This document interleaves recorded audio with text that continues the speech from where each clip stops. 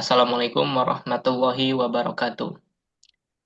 Di sini kami akan mempresentasikan hasil dari analisis kami, yaitu yang berjudul Analisis Biaya dan Pengendalian pada Proyek Manufaktur di Perusahaan Rias Digital Printing. Next slide.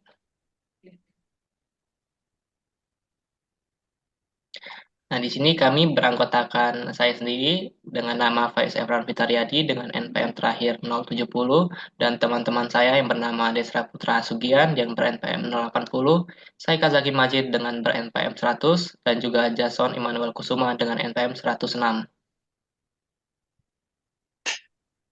Sebelum kita melakukan analisis terkait perusahaan, kita akan menjelaskan mengenai profil perusahaan yang sedang kami analisis. Nah, yaitu perusahaan Rias Digital Printing.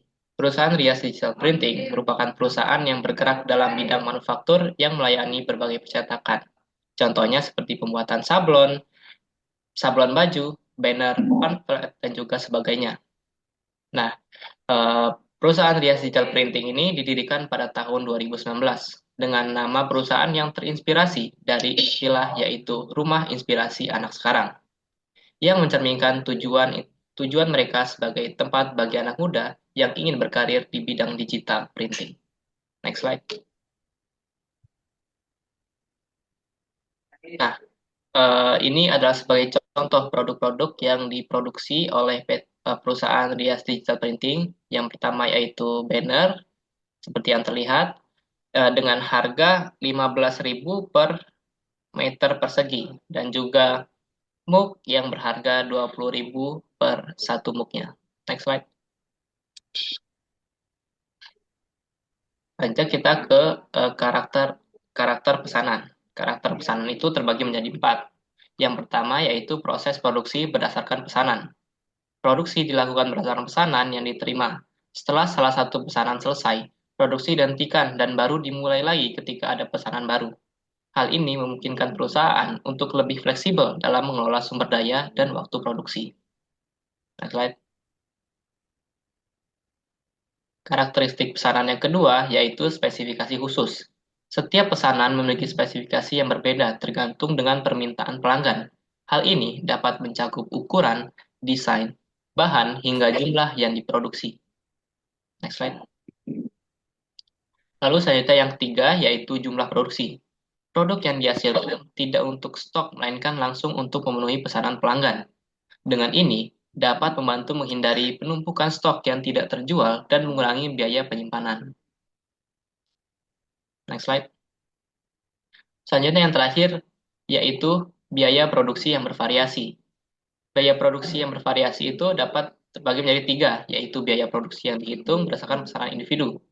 Dan juga biaya ini mencakup bahan baku, tenaga kerja, dan juga biaya overhead pabrik.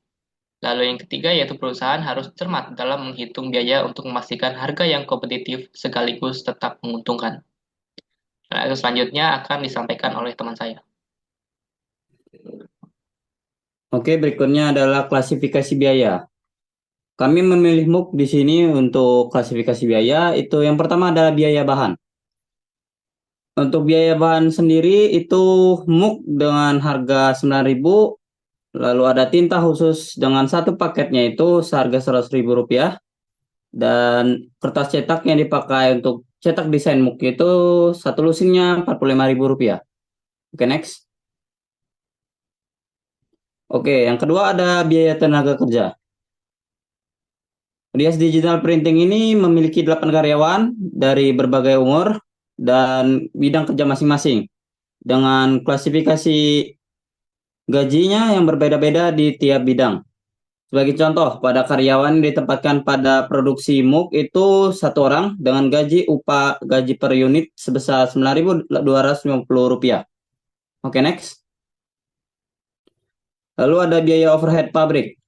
Biaya overhead pabrik ini ada contohnya, itu ada biaya listrik yang digunakan oleh perusahaan, di mana untuk satu bulannya perusahaan mengeluarkan 2 juta per bulan untuk token listrik. Lalu ada lagi penilaian ini tidak dapat dimasukkan ke dalam biaya overhead pabrik karena total biaya listrik yang digunakan untuk produksi gelas MUK tidak sebesar 2 juta. Oke, next. Oke, berikutnya ada penentuan harga biaya produksi. Perusahaan mengeluarkan biaya sebesar Rp21.375 untuk produksi satu mug dengan harga jual sebesar Rp25.000.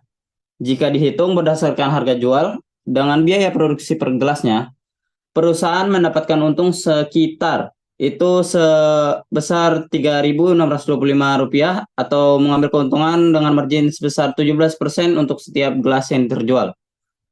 Oke, next. Lalu yang terakhir ada beban administrasi dan pemasaran. Pada pemasaran, Rias Digital Printing ini melakukan promosi melalui sosmed yaitu Instagram dengan menyewa jasa promosi iklan sebesar Rp20.000 dalam 3 hari pemasangan iklan. Oke, next. Oke, materi berikutnya akan disampaikan oleh teman saya. Baik, kita akan masuk ke materi yang selanjutnya, yaitu sistem akuntansi berdasarkan pesanan pada perusahaan Rias Digital Printing, perusahaan yang kami teliti.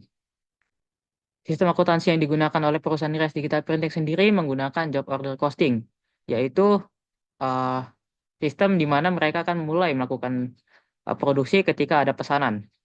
Pemilihan sistem menggunakan job order costing sendiri dipakai oleh mereka untuk menghindari adanya penumpukan persediaan yang tidak terjual. Mereka melakukan metode pelaporan dengan metode periodik. Metode pencatatan periodik ini dilakukan pada akhir periode penjualan. Jadi persediaan barang dagang tidak langsung dicatat saat terjadinya transaksi. Metode periodik juga disebut sebagai metode fisik, karena pencatatannya akan dilakukan dengan cara mengecek langsung persediaan barang-barang. Next slide.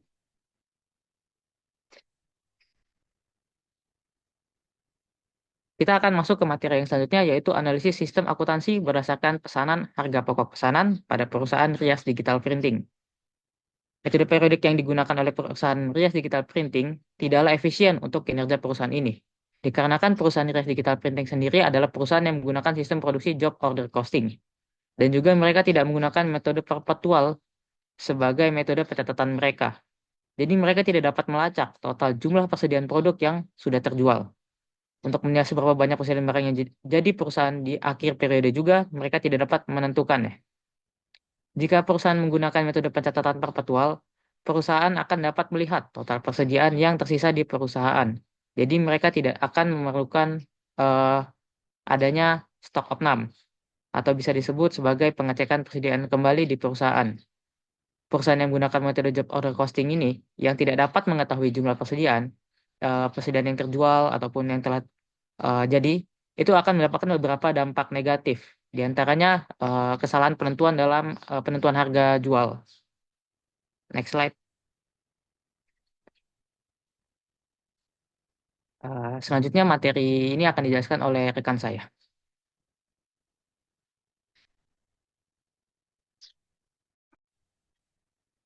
Di sini saya akan menjelaskan mengenai perbandingan biaya produksi pada perusahaan Rias Digital Printing.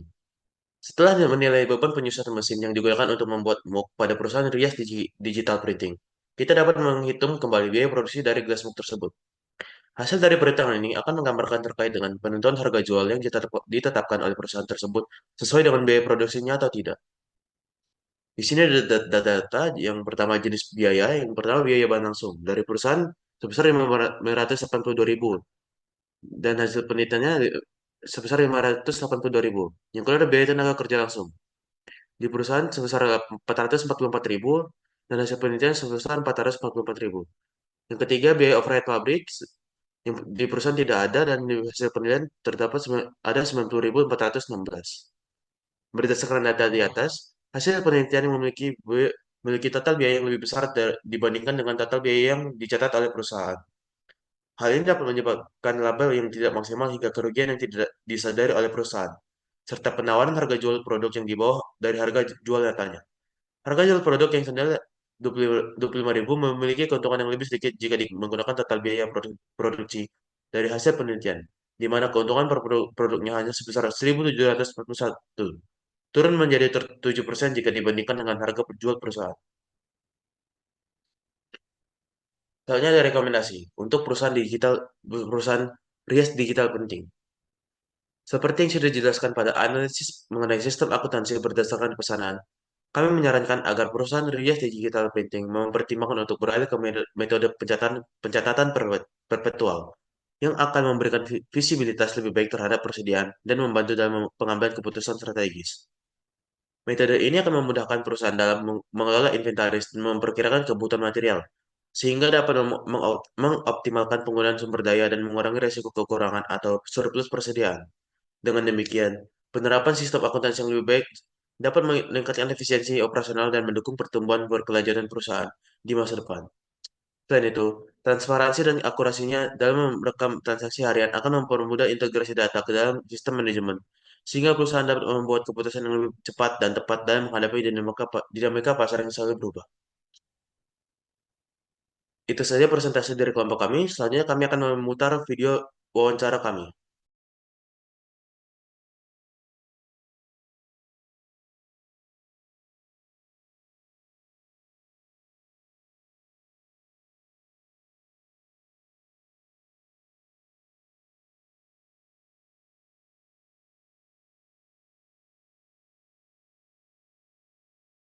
Satu akuntansi.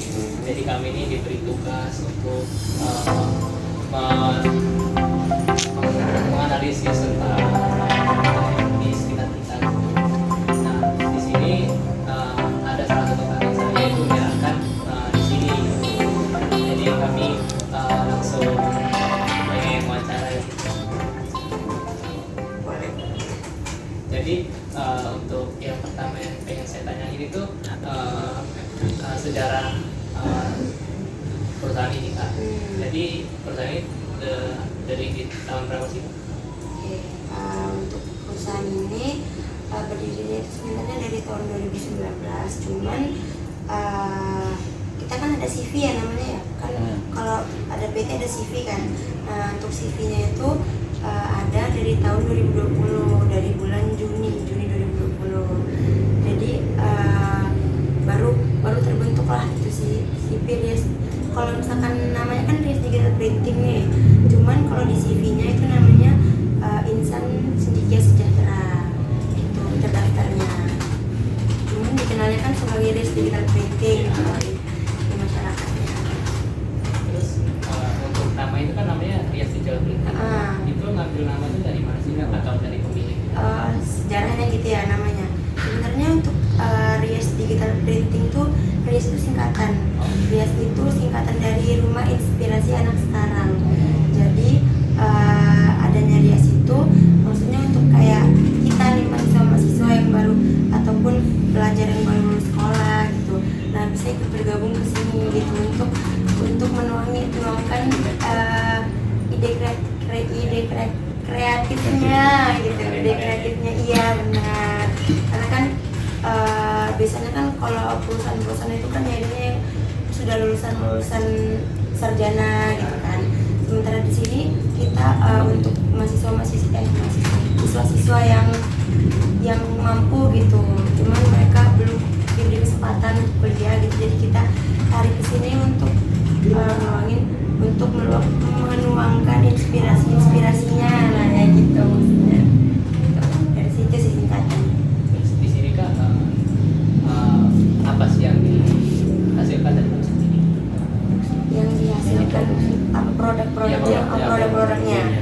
Kalau untuk produk-produknya sendiri itu pertama kali sih itu kaos. Pertama kali kita di sini terbitin kaosnya itu agak deket ke mereka. Yang mengenal budaya Lampung. Jadi budaya-budaya di provinsi di Kabupaten Lampung ini kita semuanya kita bikin pasarannya gitu. Terus setelah itu mulai ada cetakan banner. Setelah kaos kita mulai ada cetakan banner, dan sampai sekarang kita sudah ada seperti merchandise itu kita ada mug, terus ada gantungan kunci, ada pin, terus lagi stiker itu kita di sini sudah ada.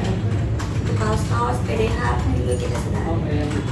PDH juga kita ada, kayak rompi juga kita bisa ada. Ini sesuai pemesanan ya? Kalau untuk kaos itu biasanya sesuai pemesanannya, kayak desainnya juga tuh sesuaiin aja dari request aja sih. Ada lagi? jadi kan kami emang ngambil dari matkulnya itu mau ngomongin soal biaya yang diproduksi dari job order costing, ya berdasarkan pesanan. Jadi dari perusahaan kakak sendiri ini produk-produk apa sih yang biasanya itu diproduksi ketika pre-order gitu?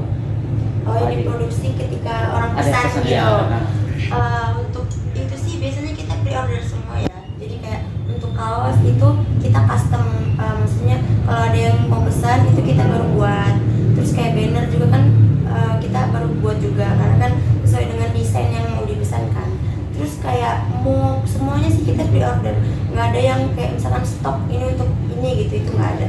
Karena kan ngelihat situasi juga sih, takutnya kan udah di stok malah nggak ada peminatnya, ya jadi kita lebih baik pre-order dibanding stok.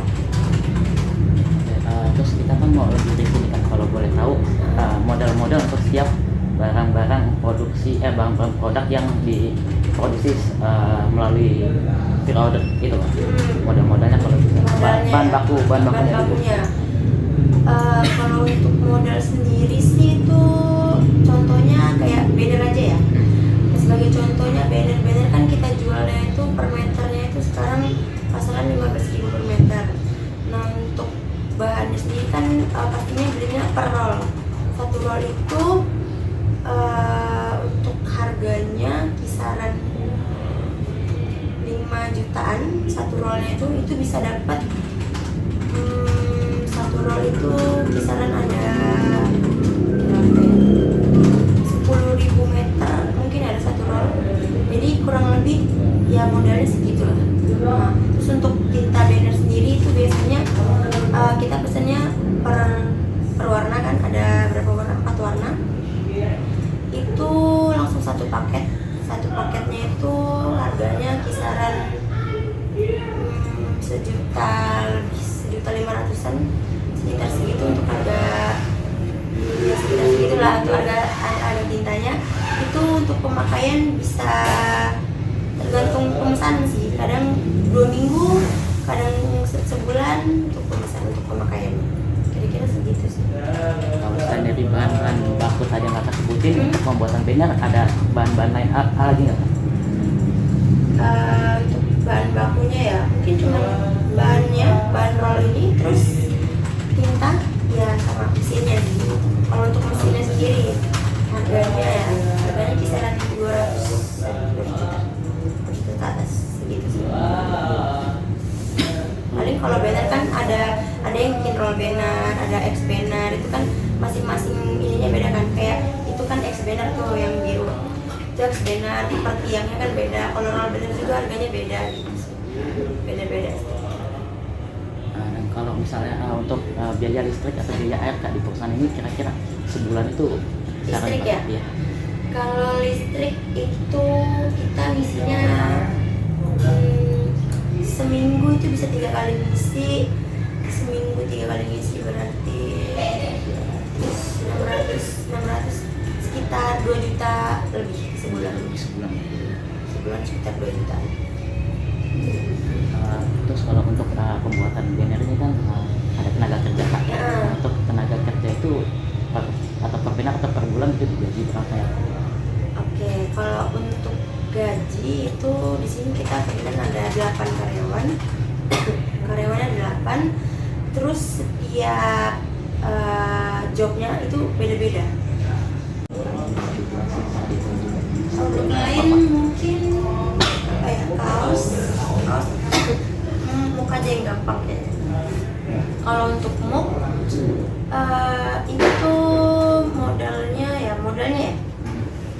per gelas, biasanya gelasnya ini modalnya satu gelasnya harganya kisaran 8.000 sampai 10.000-an ke atas gitu, tergantung bahannya gimana. Terus untuk kertasnya sendiri untuk cetakannya itu kertasnya itu biasanya kita juga beli, karena kalau buat nggak bisa ya, satu rim 12 biji cuma 12 biji sih, sekitar kita tulusin harganya sekitar 40.000-an, 40.000 sampai 50.000. Tapi tapi itu bisa dapat sekitar satu kertas bisa dapat 4, berarti 48 ya. Iya. Bisa dapat 48 mug. Terus untuk alatnya sendiri itu harganya terjangkau sih, cuma 500.000 ke atas ya, untuk harga alatnya. Nggak terlalu mahal-mahal banget kalau untuk alat. Itu sih. Tintanya itu dia beda dengan tinta printer biasa. Tintanya dia punya tinta khusus.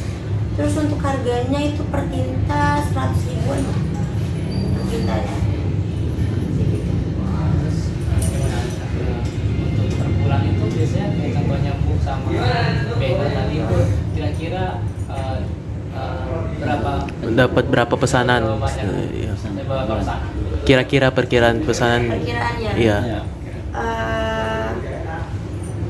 Hitungnya gimana ya? Biasanya kalau banner kan hitungannya dia per roll gini ya. Iya. Kalau ngitung per piece-nya kan susah ya ngitung Iya, iya. per meternya. Biasanya sih sebulan itu bisa habis 20 roll ada. Kalau untuk banner. Kalau untuk sendiri itu 100 sampai 200 lah sebulan.